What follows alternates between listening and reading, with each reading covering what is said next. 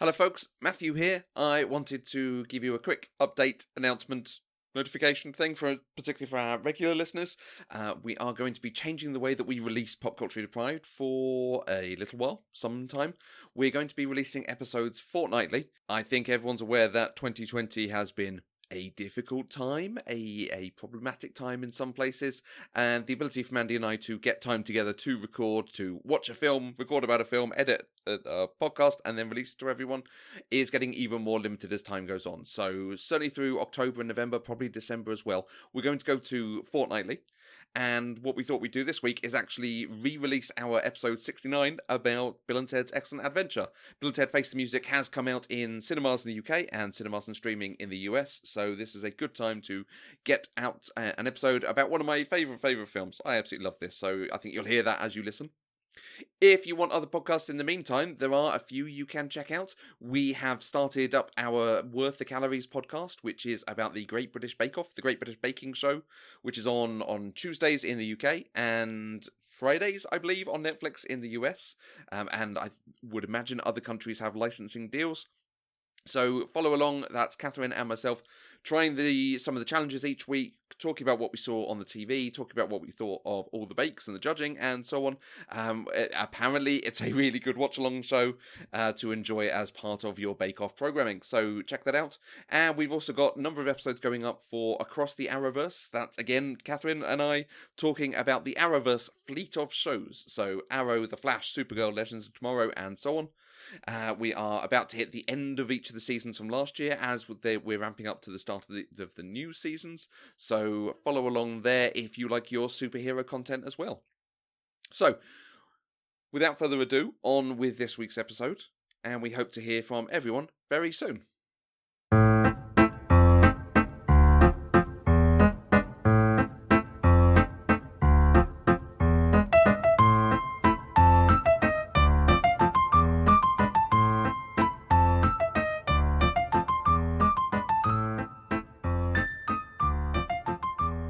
Hi everyone, and welcome to Pop Culturally Deprived. This is episode number 69, dudes! And we're going to be talking about Bill and Ted's Excellent Adventure. I'm Mandy Kay. And I'm Matthew Vose.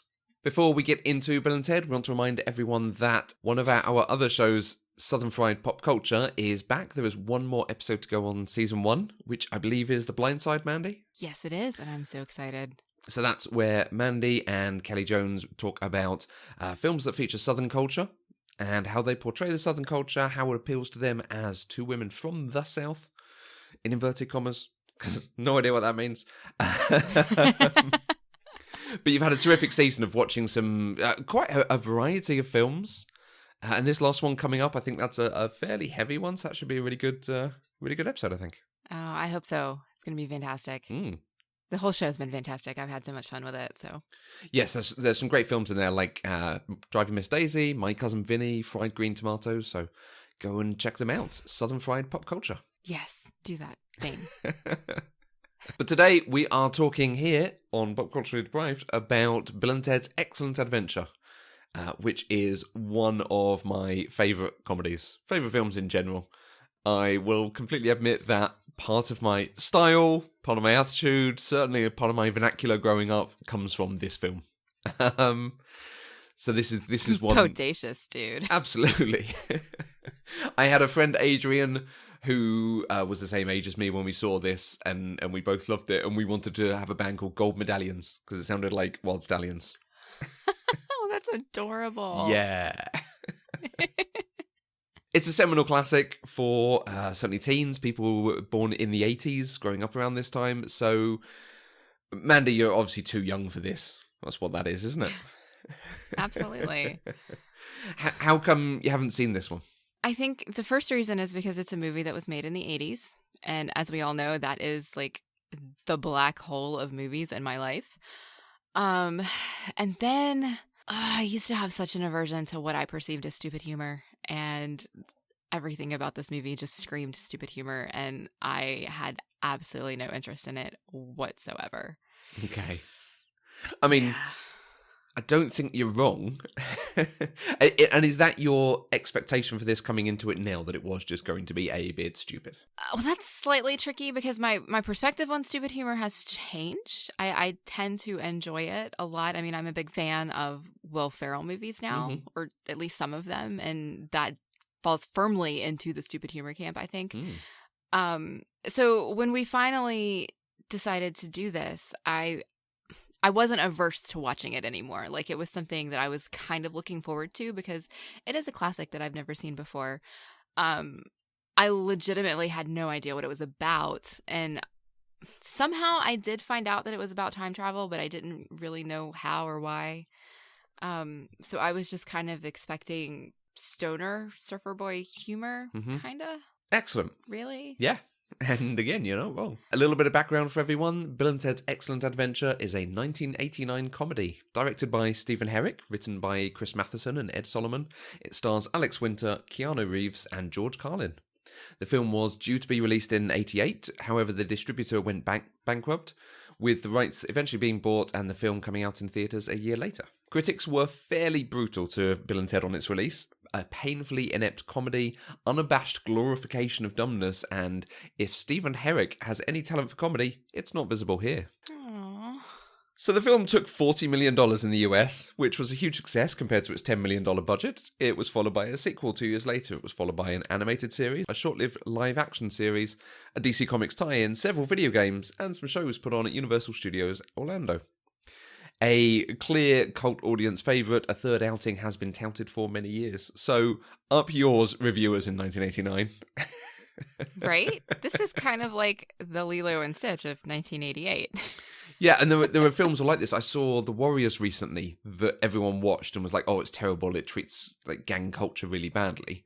But it's very clear that they're too close to what it was talking about gang culture at the time, and couldn't sort of distance themselves and watch the film separately.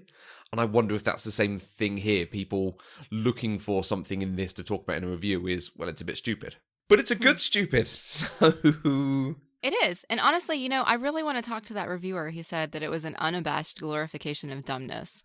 Because I'm sorry, Bill and Ted were not dumb. Well... That's only what the film... I mean, we can chat about that. Yeah, that's what the film wanted to sell. I think the tagline was, history's going to be rewritten by two guys who can't spell. Not totally well, that's with annoying. You on that. Yeah. Yeah. If anyone hasn't seen it, what's the synopsis of this film, Mandy? Okay, this was probably the most difficult synopsis I've ever tried to come up with because this movie has a lot going on in it. So I kind of broke it down to the simplest possible version. Two teen boys are given help from the future when they're about to fail world history. Yes, they are definitely teens. These two are not in their 20s. No. We don't talk about that when we're talking about movies. Just for someone like me who's not American, are they seniors? Are they 18 at this point? I don't think so because they weren't driving. They had to get his mom, in quotes, to drive them everywhere. So it feels like a senior because they are so old. But generally speaking, world history, I think, is something you take as a sophomore, which would be 15, 16. Okay, thanks. So sophomore is the second year in the 4-year high school in America. Okay. Just to clarify that. Cool. So, okay. Well, how did you watch this? I'm fairly certain we all know how you watch this, considering you just told us it's one of your favorite comedies. But... I don't own this. I used to own it on VHS, and I think I just watched it so much I've never replaced it because I've never needed to. Okay. So I bought the Blu-ray because I couldn't resist. and that was an evening of okay, so there's a Blu-ray that's both films together from a few years ago. There's the current 25th anniversary Blu-ray. There's the Blu-ray from a number of years back that doesn't really have much on it. Oh, which one do I get? Oh, look, there's a special edition with a steelbook. In the end, I went for the most recent 25th anniversary one because that was on Amazon Prime. So, okay, all right. How were you able to watch it? This is one that my significant other owns, so Cool. I did not have to rent it because it is not available on any of the streaming services here. No, disappointingly, I think Netflix had Bill and Ted's Bogus Journey, the sequel, which I do own, and we'll. Oh, I don't think they had that here. Yeah. Yeah, no, they didn't. They didn't have that here. There was nothing Weird. when I looked for it. But part of the thing, as you can probably get from the background, these two are effectively, this and the sequel are effectively independent films. They weren't financed and distributed by a studio. It was a production company and a distribution company. And the same thing happened on the second one. The company folded and got bought out by someone else who then released it. So. Oh, no. And Okay. that's, I suspect, why there's not really been a third film, because it's not in that studio system of thinking about the franchise or the trilogy. Right. So they'd need to get funding. A little bit like the Terminator films, which only became studio films for the last 10, 15 years. Okay. When they went off the rails. Got it. Yeah, T2 is effectively the biggest independent release of all time or something. Or Yeah. was for a long time. Anyway, Okay. sorry. Matthew likes to know we how like things to talk work. about movies here, Yeah. so. Okay. So there's three main actors in this: Alex Winter, Keanu Reeves, and George Carlin. Do you have any experience of them? Do you know them from other stuff? Well, the first thing I want to ask, who the F is Alex Winters? Alex Winter's amazing. He is in another film that is on the list that we do have someone who wants to watch it with us, so I'm sure we'll see that at some point. He was actually a fairly young actor through his sort of school years, but a couple of years after Bill and Ted's Bogus Journey, he gave up acting, and he's now a director. He's done a number of music videos, a couple of very big documentaries. He did one called Downloaded that I've not seen that I really want to see, but you can't find that anywhere. And he did one a couple of years ago called The Deep Web, which is about Silk Road and the Silk Road case of the FBI bringing it down, which is narrated by his friend Keanu Reeves. Interesting. Okay. Which is a good film, but, you have to like documentaries to watch it. Which, you're working on it. Yeah, try. You're working on getting me there, so... Yeah, I've no idea who Alex Winter is, and one of my earliest thoughts in my thought stock was, I wonder why Keanu Reeves got so big, but this other guy didn't. I still don't know the answer to that, but no experience with him whatsoever. I think he just didn't want it, so... Yeah. Keanu Reeves, hopefully everybody knows who Keanu Reeves is, although there is a lot that he's done that I haven't seen yet. But he'll always be the guy from Speed. He's Neo from The Matrix. The Lake House is one of my favorite, romance movies, as is A Walk in the Clouds. He was in that really weird Jack Nicholson movie, Something's Gotta Give, because Jack Nicholson should not do romantic comedies. It's just wrong. Aww. I know he also, I think he plays, is it John Wick? John Wick. I have not seen those, but I feel like I need to. First one is exceptional. First one is very, very good. Okay. And then George Carlin, I know him first and foremost as a very irreverent comedian. I've seen a lot of clips of his comedy, of his stand-up comedy, and it's been turned into a lot of memes and things like that. So that's really what I know him from. But I do remember he played the Cardinal in Dogma. Yep. And that's about it. Acting-wise, George Carlin has two very famous things in kind of later years. He was Fillmore in the Cars films. Cars film, the first one. And he was the narrator for Thomas the Tank Engine for a few years. Okay. Yeah, Thomas and Friends in the US. So big, yeah. I know him particularly. He did a long-running kind of sketch rant monologue thing called 7 Words You Can Never Say on Television. Yes. I can remember seeing that once, and that has sort of stayed with me as I suspect I've probably seen whatever is the best version of that, where he goes into detail, but about why different words are considered rude or can't be rude, and the way we censor and so on. Right. That's worth checking out if anyone hasn't seen it and isn't too easily offended. And yeah, Keanu Reeves is just non-stop. He's just forever releasing stuff, isn't he? He really is. I thought I had seen more of his stuff than I have because his filmography is just so massive. So I think I need to get on that. Because, he really is a good actor. I know that a lot of people like joke about him and make fun of him and stuff like that, but I really do think he's a good actor, and Yeah. he tends to put out quality stuff, even Bill and Ted. Yeah. You'll think back to the discussions they had about acting on For the Love of Spock. He is very much someone who acts internally. Yes. This role, notwithstanding, Ted is, and it's quite funny, Ted is very different from most other things he's done. He's very rarely touched into comedy, occasionally a sort of rom-com, but generally he's gone for science fiction or action. Yeah, and he does action really, really well. Yeah, I mean, the stuff he does for The Matrix, and when you watch all the like behind the scenes training videos, it's amazing what he went through for that, and you can see why he's kept it up to be able to do like John Wick and stuff.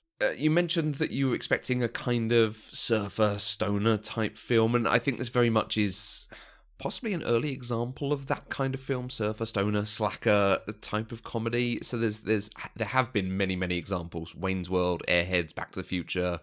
Recently, Harold and Kumar. There was Ashton Kutcher's Dude, Where's My Car? Have you seen any of these? Back to the Future. Okay. I haven't seen any of the other ones, but again, it's because they do fall into that genre that I like actively chose not to watch because I thought I would hate it. Right. And at that point, I would have. Now my tastes have changed enough that I probably would at least enjoy some of it. Like Wayne's World is on the list, and I'm looking forward to it when we get there. Mm. So it's just interesting how our tastes change. Yeah. As we grow as people. I love them. Dumb comedy's awesome. Right, Bill and Ted's Excellent Adventure. Have you enjoyed watching it? I did. I did not think I would like it as much as I did, but I could not stop grinning watching this movie. I mean, it was dumb, and there were a lot of really stupid bits in it, but it was fun and it was nice, and I really wanted these two to succeed. So it was good. Yeah, I think it is all on the two of them that makes the film work. I mean, it's exceptionally well written, and particularly that dialogue and the comedy that the two of them deliver. But they are almost effortlessly charming all the way through, that you can forgive a lot, and you do end up properly rooting for them, despite half of it not necessarily making sense, a lot of ridiculousness going on, a lot of very, very top level humor and sort of character development. It doesn't get into any depth, but it's so well written and then so well performed. It's terrific. Yeah, you just can't look too deep. That's really what carries this movie, is because if you pull on any string, the whole thing's going to fall apart. But just enjoying it for what it is fun. Yeah. There was a comment in one of the trivia things that the original writing of the two guys was they were going to be kind of outcast type, sort of. I think it was described as bell bottoms and heavy metal t-shirts, which makes me think of like Beavis and Butthead. And I can see writing that thing, the juxtaposition of, okay, they're outcasts and no one likes them now, but in the future they will be amazing and everyone will back them and they'll recreate humanity. But apparently when they cast Alex Winter and Keanu Reeves, they're like, okay, these guys are not outcasts. Right. They are both very pretty and very charming, so perhaps we should rewrite the characters. And it does work, because they are stupid. They are...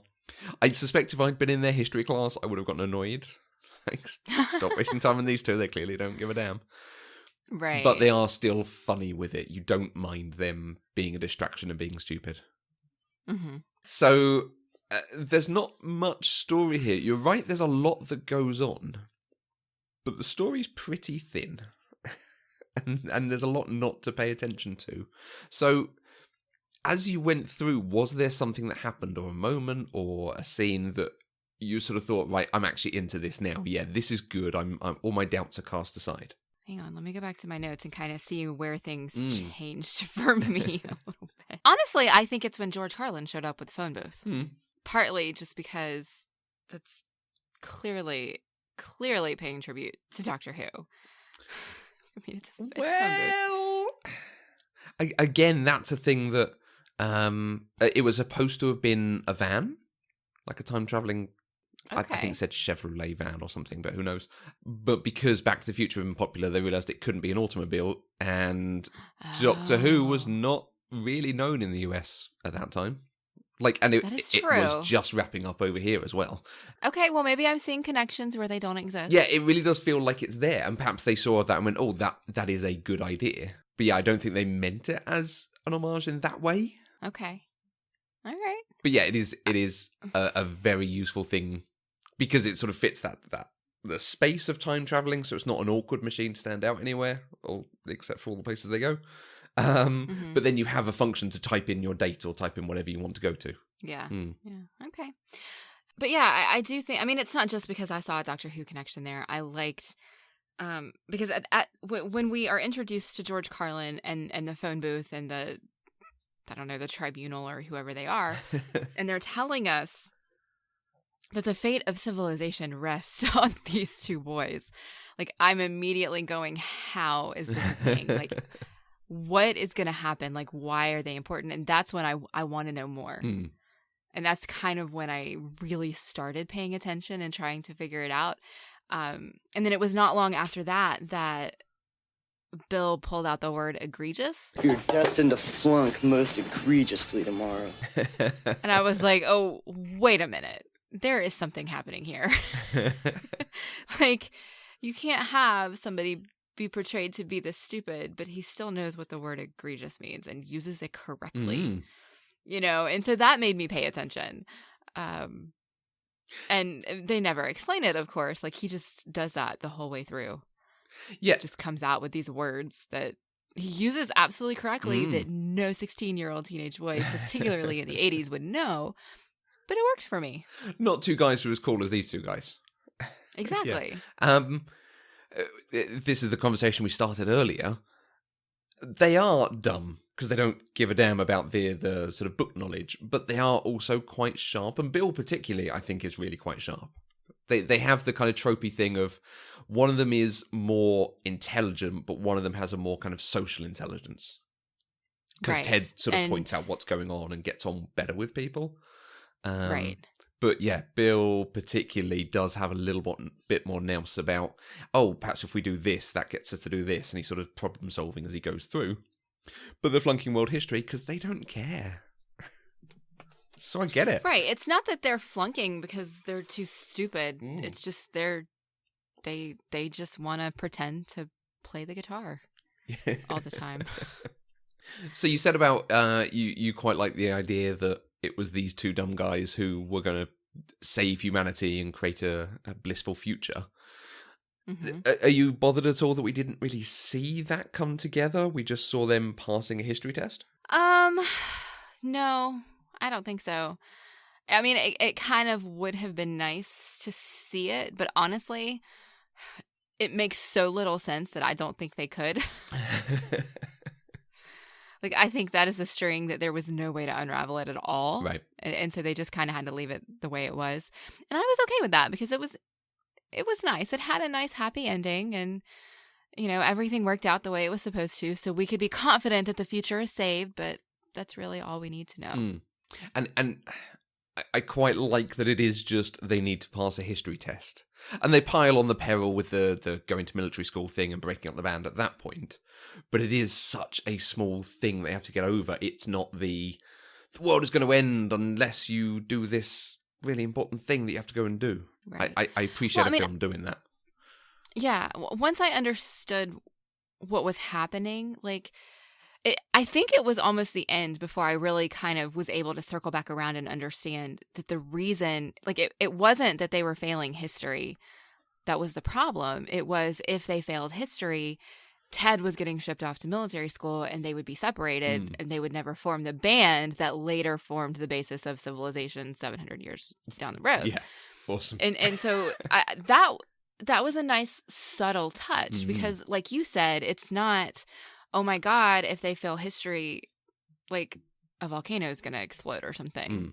You know, it was just a domino effect. And so they went back to the first domino to make sure that what was supposed to happen happened. Yeah. It is, in terms of time travel, it does feel like Doctor Who. And I've only just sort of put that connection together because I hadn't really watched Doctor Who until now. Right. But the thing that he did of, it's not that we need to get this giant weapon or something to stop this giant monster. We need to give this small child some courage so they can go and tell a story that stops the monster. Yes. It's many steps before that actually the small impact has a large impact later down the road. But okay, let's take this moment to talk about time travel mechanics in this movie, though, because it doesn't make sense, because you're right. In this one instance, they're going back in time to change one thing or to prevent something from happening so that the future stays intact. Mm-hmm. Yet this whole movie is about Bill and Ted wreaking havoc in the past with no consequence. Mm-hmm. Like, he brings 7 people out of the past into the future, and this doesn't change anything? Like, they don't all go back to their times and start regaling people with, like, tales of the future? And, like, that would change society from the beginning. Like, there were no consequences, and that bothered me just a little bit. See, this is a nice take on time travel, and I suspect because this is probably one of the first proper time travel things I ever saw, this is why this is the sort of thinking that got me to the time travel discussions we had on Doctor Who. The way Bill and Ted treats it is that time is immutable. What has happened now, in the past, in the future, what is happening now, has always happened, is always going to have happened, and always will happen. So it's Rufus who has to go back in time and give them the phone box, because they know that's the day when they come forward in the future in the phone box and see them, and it's Rufus who gives it to them. So it doesn't matter who they speak to, what they learn, what other people learn, because it's not going to change history. History has always happened, and the future history for the future dudes has always happened, so they're not going to change it, except that they know this is one time they do intervene, so they have to intervene. Okay, but what sense does it make that Abraham Lincoln would never speak about this day that he went to the future? Like, if that had happened, it would be known. Or at least people would say, hey, he went crazy and said all of these things. Unless he didn't. Unless they told him not to. Unless your memory doesn't remember time travel, so it switches back. Okay. So you're saying I just need to whistle past it and just let it go. Yeah. Like, okay. And the film very much obeys its own internal logic. The whole thing of the time continuing onwards. So he has to wind his watch so they know what to dial to get back to their own time. It's like, you are continually getting older, so you couldn't keep visiting the same day, or you couldn't take years to go and study history and then come back and do this thing. Right. Because you have to return to the time that is your fixed point. They don't explain why. And I think, again, this is a similar sort of thing to Doctor Who. 6 weeks go past and he takes Rose back, and it is now 6 weeks later. He doesn't return her to some random other time, or very rarely does he do, and leave that person there. Mm-hmm. So for whatever reason, that's what they have to do. Okay. And then it's the fact that Rufus, I don't think, gives his name to them. He doesn't say, hey dudes, I'm Rufus, I'm here to help. It's Bill and Ted in that first meeting when they come back and they're outside the Circle K that say, Rufus! Listen to this dude, Rufus. He knows what he's talking about. Right. And that's where they get the name Rufus from. Are you sure he didn't introduce himself as Rufus? I don't think so. I think he might have introduced himself to the audience. Oh, that's right. Okay, maybe. But the first time they learn the name Rufus is when they tell themselves that he's called Rufus. And if they don't tell them that, they don't know he's called Rufus. So it's like they have to have done that thing and gone to that wrong time to have that conversation with him to then get to the right time. But also to tell themselves what the name is so that they can tell themselves what the name is. Right. Well, you know what? And that actually makes the watch winding thing a little more clear, too, because, like, he doesn't wind his watch, and so he has to remind himself to wind his watch, even though we already know it doesn't work because he already reminded himself. Yeah. Because time can't change. He will never wind that watch. Even if he wrote himself a note and wrote it on his hand. Yeah. Yeah. Okay. That I will accept that. Okay. And I quite like that, the idea that don't worry about it. Like so many time travel films, time travel is both the crux of the story. You know, it is called the time machine or the time traveler or something like that. And it's also the thing that creates the crisis in it. In this, although it's a kind of plot point mechanic, time travel itself doesn't matter. Don't think about it. We're just going to have fun with it. And that's good. It's nice. It's a little different. It was. It was a little different. It was fun to watch. I was wondering, though, how many people they were going to be able to fit in that tiny little phone booth, Yeah, because that was the most unbelievable part of the movie for me. Yeah, I was like, how? Like, they can't fit more people in there. And then they got like 4 more people in there. Mm. And I love the bit when it's on its side and they're basically all standing up outside it. Right. I was glad they did that, though, because that was literally the only way they were all going to fit. Yeah. Yeah, it would have been a stretch too far to have said it's bigger on the inside. Yeah. It was definitely not bigger on the inside. We are not allowed to do that one here, chaps. But talking on the time travel, the keys, the fact that early on in the film, the introduction of Ted's dad is, my keys have gone missing, have you taken them? He's like, no, I haven't. And then it becomes so much later on, they're like, Can we get your dad's keys? We could steal them, but he lost them 2 days ago. Only we could go back in time to when he had them and steal them then. Well, why can't we? Because we don't got time. We could do it after the report. Ted, good thinking, dude. After the report, we'll time travel back to 2 days ago, steal your dad's keys, and leave them here. Where? I don't know. How about behind that sign? That way, when we get here now, they'll be waiting for us. See? Whoa, yeah! So, after the report, we can't forget to do this, otherwise it won't happen. But it did happen. Hey, it was me who stole my dad's keys. Exactly, Ted. Yeah. We've talked many times about Chekhov's gun, and if you set up something, it has to happen in Act 3. And this is one of the greatest Chekhov's guns of all time. It's so good, because it's such a subtle thing that really pays off. And then they build on it with like, okay, get a tape recorder. What am I going to say? And then they hear themselves saying it. So that's how they know what to say in the future. And Right. Yeah, well, so and even the whole premise of this movie is that they're failing their they're failing history. They're failing world history. And if they don't get an A+ on the presentation that's due tomorrow, they're going to flunk. I just want to know, what kind of bullshit is it where the teacher gives them 1 day's notice that they're going to fail, and that this presentation that's due tomorrow, that I'm sure they've known about for weeks, has to be passed?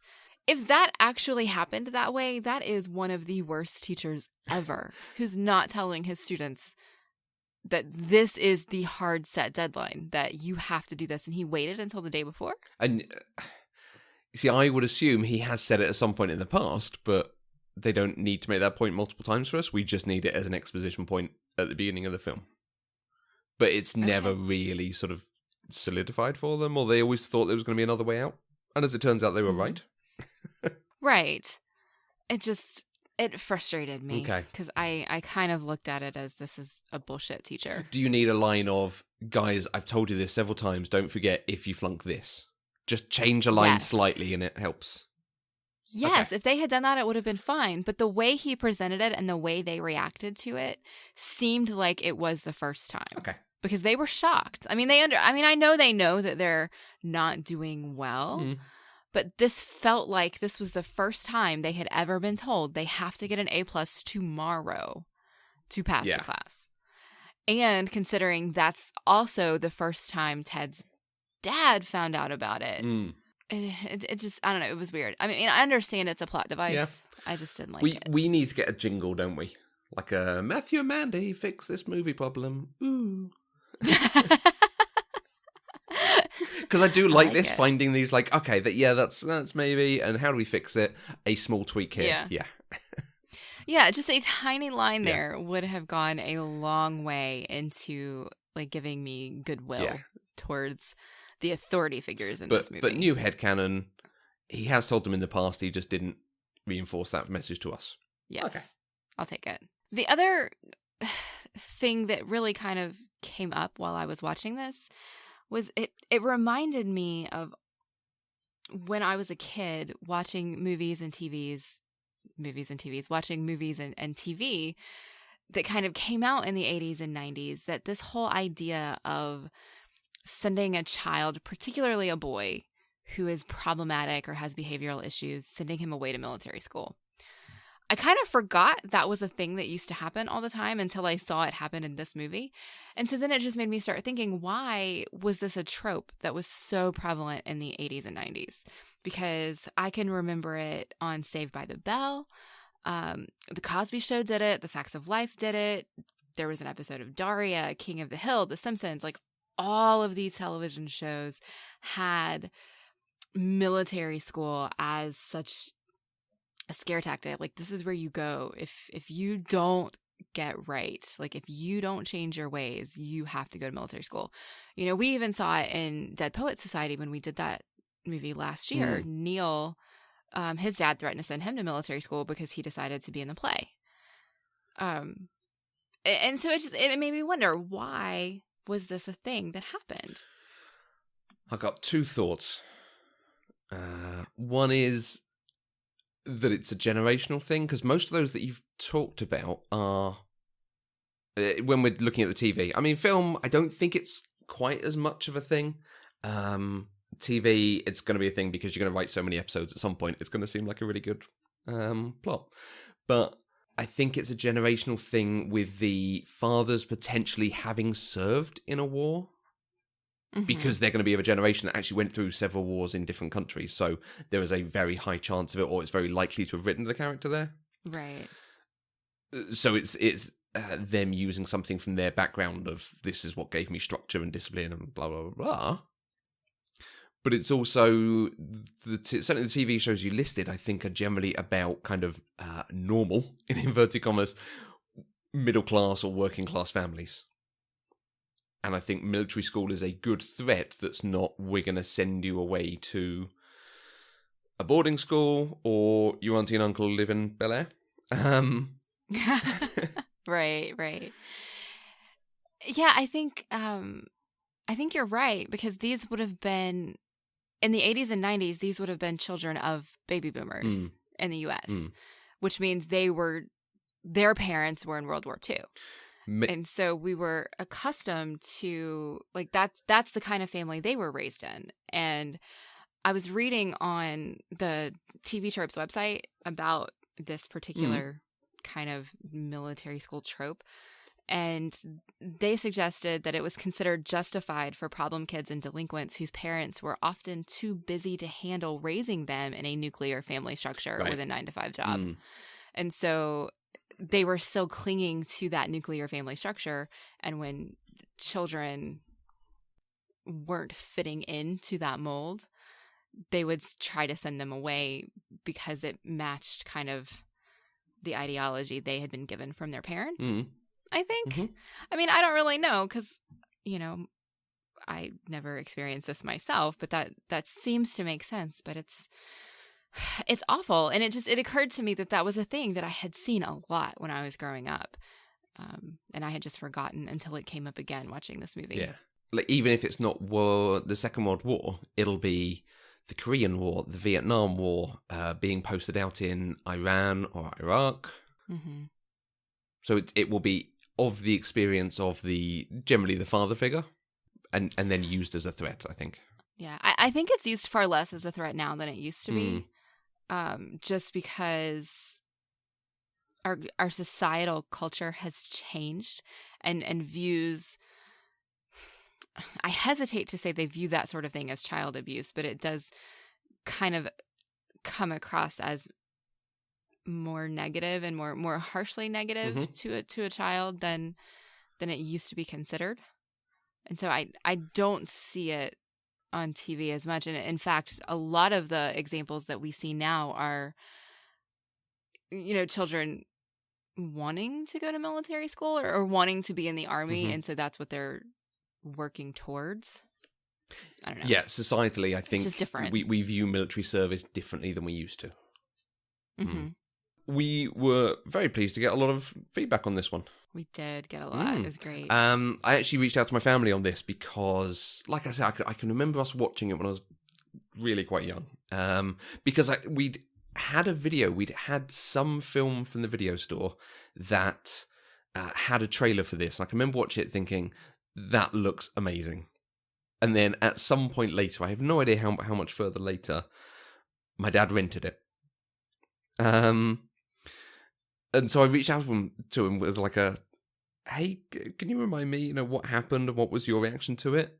He said he actually got it from a video store much further in town, because we had one down the road from us. And one of the reasons it had stuck in my mind as being odd was I can remember many trips to us go and rent a film. We would pick a film off the shelf and we'd rent it. So it was really strange that he got this one independently. But it's because he found it somewhere else. He liked George Carlin, who has obviously gone on to be Thomas the Tank Engine, and he remembers watching it several times and picking up the language, and it having a good soundtrack. Now, my sister, many exclamation marks. Oh, Bill and Ted, one of my favourite films of all time. I remember the first time we watched that. So funny. Great music too. The concept was new and exciting. You can't believe Keanu Reeves plays Neo too. I think that the jokes around Napoleon being short and Abraham Lincoln constantly making speeches and the little historical references made it totally watchable. It's a must-watch. Can't wait to watch it with our kids. Wonder if they'll adopt the language too. I hope so. Oh, you're going to do everything you can to make that happen, aren't you? Oh, yeah. And yet, for the two of them who are both, I want to say, into history, my dad is a historian. So that was something I think that appealed to them as well, seeing it used in a very comedic fashion like this. And they don't, like I said before, they don't go too deep with the history figures. It's all the most obvious jokes you can make about them. But it's also done very, very well. They were done very, very well. We also had a tweet from our friend and fellow Eloquent Gushing host, Kelly Jones. She said, "It's been forever and ever since I've seen this movie, but I love Freud asking, 'What is a geek?' And most of the jokes with Freud and Socrates. Never take Freud to a mall." And then she wants to know, what did y'all think of the choice of historical figures included in this movie? If you could add someone, who would it be and why? And honestly, I've been chewing on this question, and I think that they perfectly picked the ones that needed to be picked. And I don't know that there would be anybody else that I would add. Maybe Shakespeare. Maybe. But I think, the ones that they picked perfectly complemented the story that they were trying to tell. Yeah. I wonder if there was a temptation to do something like they took Amelia Earhart and that's why she disappeared. Or someone of that ilk that we don't know what happened to them. Right. Okay. On the Freud jokes, it was only on this watching that I got one of his gags, one of his lines, where they're talking to the girls in the mall and he says, "All seem to be suffering from a mild form of hysteria." Did not get what that meant all the times I've watched it before. Oh, okay. Now, having, obviously being a bit older, and having seen the great film Hysteria, that is a solid joke. That is a slipping it past the censors sort of joke. Yeah. They did some pretty subtle stuff, like having him standing there holding the corn dog. Yeah. While he was doing that. Yeah. It was pretty great. Our friend Susan, at Susie Hula, when we said that we were watching this, she said, "I can't wait. Such a silly, fun movie, but I love its take on time travel. Plus, I cannot ever see a Circle K without thinking of the line, 'Strange things are afoot at the Circle K.'" And I love that line. I meant to say this earlier. I've actually been to San Dimas. Oh, of course you have. I have bought a drink from the San Dimas Circle K and taken a photo at the store and the town entrance. Because I was on a road trip across California and we were near it, so why not? I am not at all surprised that is the thing that you did. Now, it's not that Circle K. That Circle K is in Arizona. And I've not been there yet. Okay. But when I do. Brianna at Buffra said, "I wonder, in this time of reboots, if it could be remade with all the guys swapped out for female roles. Who would you pick then?" This is a very, very good question. I'm not sure you could remake it. Because there is, I don't know if it's a trend or hesitancy or something to do films where the women are not necessarily smart or portrayed as dumb as these guys are. So I think you might have to change it about why they're flunking, maybe make them kind of interesting party girls or something. Obviously not party girls in like party girls. Because the only one I can think of that does it in that way is Romeo and Michelle's High School Reunion. Yeah. That was not a successful film. So... Oh, but I liked it. Oh, yeah. The post-it note sequence at the end is incredible. Yeah. I think it could be done, but I think it would have to be done creatively. And honestly, I am not currently familiar enough with the younger generation of actresses to pick somebody who could do it, because I'm thinking of people like Kristen Wiig and Melissa McCarthy. Like that style of comedy. Or Kate McKinnon. You know, like I'm thinking of Ghostbusters. Like they had that level of comedy that you would need for this kind of movie. But they would all need to keep it in high school, that they're flunking a high school class. It would need to be a different set of people. And I just am not familiar enough with that generation of actresses to know who could pull it off. Yeah. But I think it could be done. Yeah, in terms of like age appropriate, the only ones I can think of that I've seen and stuff is Chloe Moretz. Last name I can't remember. Who was in Bad Neighbors and I want to say Kick-Ass? Chloe Grace Moretz. The only other one I can think of who is probably a teen now is it Millie Bobby Brown from Stranger Things? Yes. I'm not sure she'd be good for this. And then, like, if we're thinking people are in their 20s, I immediately jump to Anna Kendrick and Aubrey Plaza. But I think because it's so similar to their characters in Mike and Dave Need Wedding Dates. Yeah.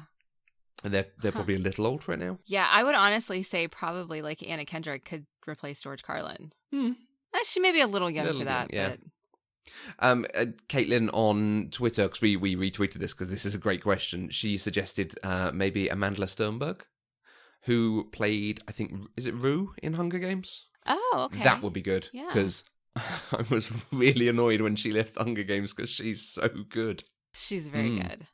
She said to replace whoever is Keanu because she couldn't remember which way around they were, which is very fair. It is fair. I keep forgetting myself and I keep telling myself Ted is Keanu. Ted is Keanu. Wow. Nice. I can't even say it. I was struggling with that too. This question makes me realize I'm just old. Because I just don't know who any of these new actors and actresses are. See, replacing George Carlin, I can only see Whoopi Goldberg doing that. It's exactly the sort of thing she would just be really good at. Okay. That kind of the serene calm she always had as Guinan, but with a very, very sharp wit. Yeah. Okay. I could get behind that. I'm going to be puzzling on this for a little while, I think. Like, I can see myself now going to Google teenage actresses and actors and seeing who I recognize because I don't know anybody's name anymore. I'm one of those people who when they do those BuzzFeed articles every time they do like the Teen Choice Awards and they're like, do you know who any of these people are? And I'm looking down the list and I'm like, I've never seen this person in my life because I'm old. So, you weren't expecting to enjoy the stupid humor. You enjoyed it a lot. Is there stuff in here that you particularly enjoyed? I think my all-time favorite thing is messing up Socrates' name and calling him Socrates. Yes. Hi, I'm Billy. This here is Socrates. Socrates. Commit to the bit. They did, but then they got it right at the very, very end. The most bodacious philosophizer in ancient Greece, Socrates! Loved it. Everything about Socrates was pretty amazing. And when he got so excited that Ted had said something about we're all dust in the wind, and he's like, yes, like sands in the hourglass. These are the days of our lives. And I cracked up so hard, I had to pause it for a minute. Mostly just because Days of Our Lives is my soap opera. Okay. If I'm going to watch one, that's going to be the one that I watch. And so just to see that in there, it made me laugh. And then, Bill just had some amazing one-liners. He said things like Susan said, something strange is afoot at the Circle K line, or you are dealing with the oddity of time travel with the greatest of ease. And then it's nice to mention Billy the Kid and Socrates because they form their own nice little duo. like playing Ted catch is and helping great. them and stuff. And obviously, it's that they're the first two guys they properly go and get. It's really nice. I love that. Yeah. Yeah. And then when they're doing the presentation and Freud does a session with Ted and has Ted laying back and then asks Bill, do you want a session or whatever? And Bill's like, Nah, just got a minor Oedipal complex. I could not stop laughing because they built that up too from the beginning. Because I was really grossed out at first because I didn't realize that she wasn't his real mom because he kept calling her just mom. Yeah. And like even when he was staring at her and Ted's like, dude, that's your mom. I was like, oh my God, that's so gross. But then you realize she's not that much older than they are. I think there's a line of, you remember when I asked her to prom?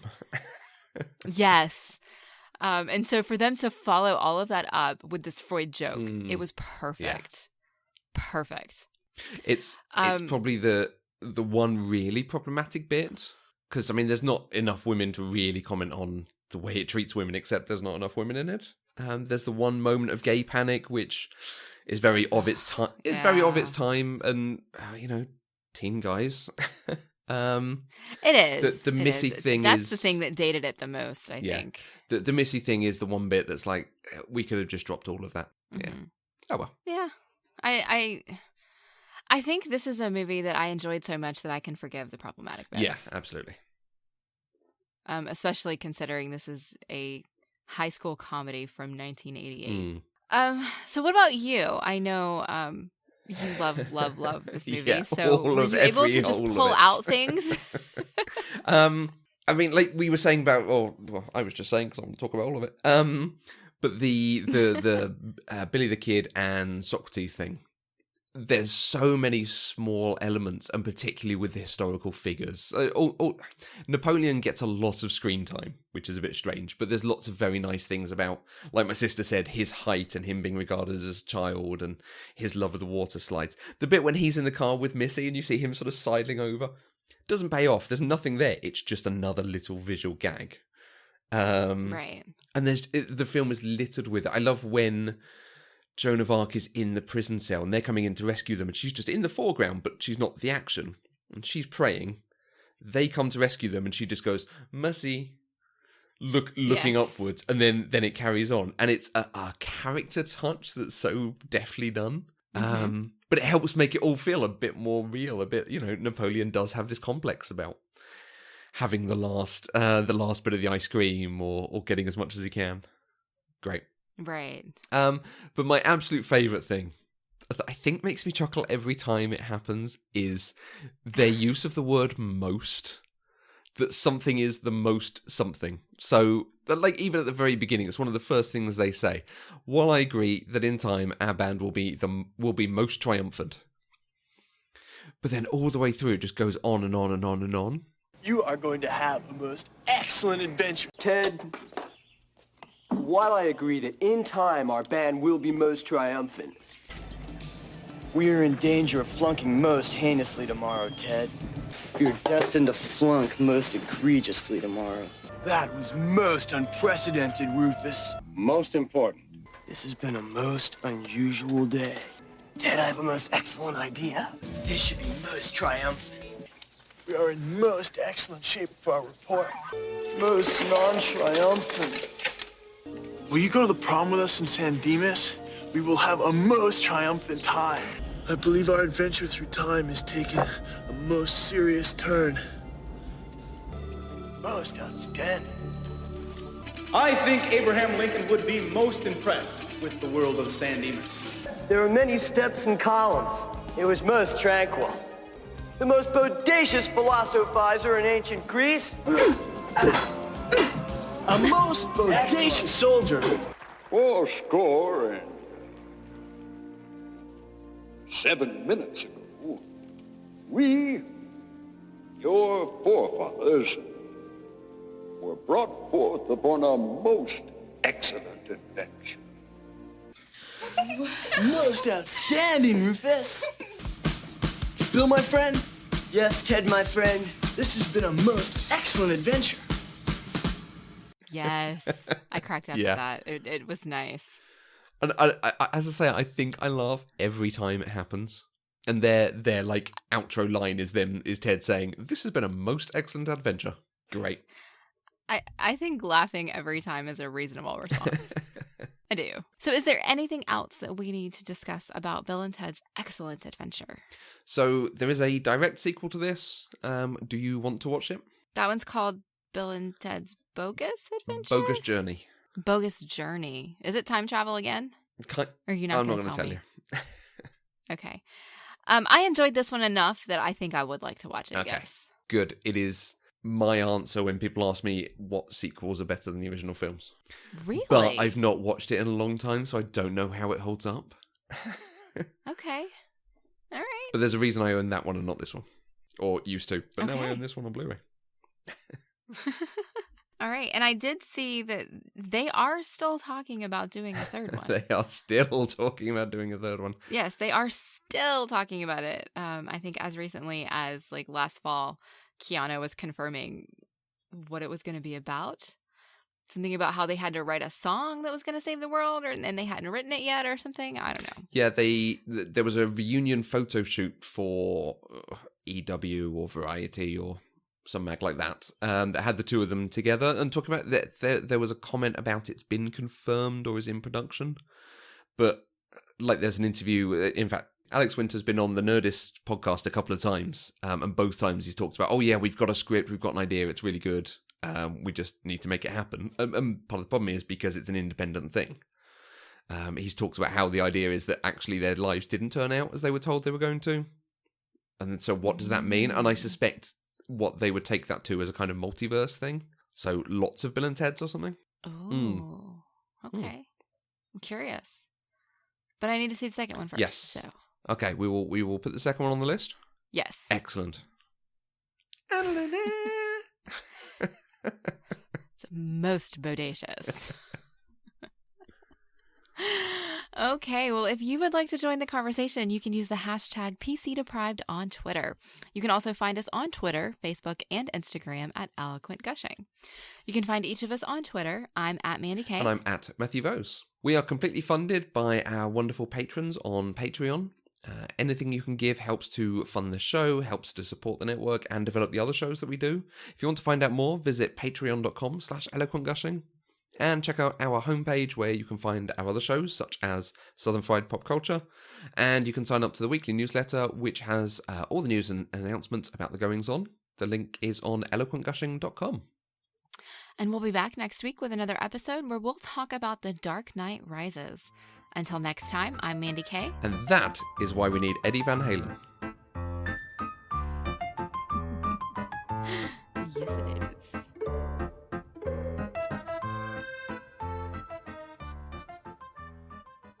Pop Culturally Deprived is an Eloquent Gushing production. For more information, go to eloquentgushing.com or find us on Twitter at eloquentgushing.